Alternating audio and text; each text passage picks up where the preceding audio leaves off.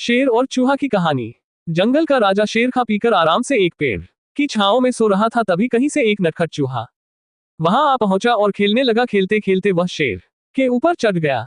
कभी वह शेर की पीठ पर दौड़ता तो कभी सिर पर चढ़ जाता, कभी वह उसके कान पर झूलता तो कभी पूंछ से खेलता। उसे बड़ा मजा आ रहा है और उसकी उछल कूद बढ़ती जा रही थी। नटखट चूहे की धमा चौकड़ी से शेर की नींद टूट गई।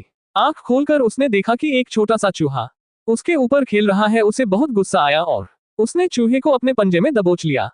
शेर के पंजे में आते ही चूहे डर गया और थर थर कांपने लगा। शेर बोला, बदमाश चूहे, तेरी इतनी हिम्मत कि तू जंगल के राजा शेर की नींद में खलल डाले। अब तेरी खैर नहीं, मरने के लिए तैयार हो जा, अब मैं तुझे मार कर खा जाऊंगा। मौत सामने देख चूहा गिड़गिड़ाने लगा, वनराज मुझे क्षमा कर दे, मुझसे बहुत बड़ी भूल हो गई। मुझ जैसे छोटे से प्राणी को खाकर आपको क्या मिलेगा? आपका पेट तो भर नहीं पाएगा। कृपा कर मुझे छोड़ दीजिए, अवसर आने पर मैं अवश्य आपके काम आऊंगा।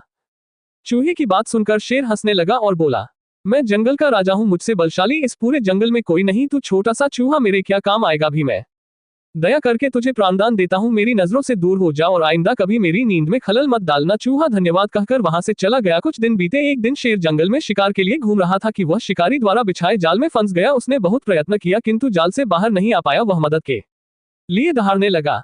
शेर की दहाड़ वहां से गुजर रहे एक चूहे के कानों में पड़ी। ये वही चूहा था जिसे शेर ने दया कर प्राणदान दिया था। चूहे दहाड़ की दिशा में गया तो शेर को जाल में फंसा हुआ पाया। उसने फौरन अपने नुकीले दांतों से जाल काट दिया। शेर आजाद हो गया।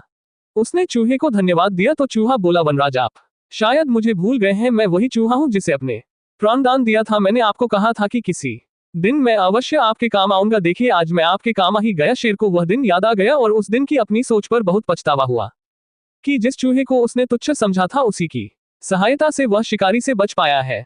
बाहरी स्वरूप देखकर किसी की योग्यता का आंकलन नहीं करना चाहिए। उपकार कभी व्यर्थ नहीं जाता, किसी न किसी रूप में उसका फल अवश्य प्राप्त होता है।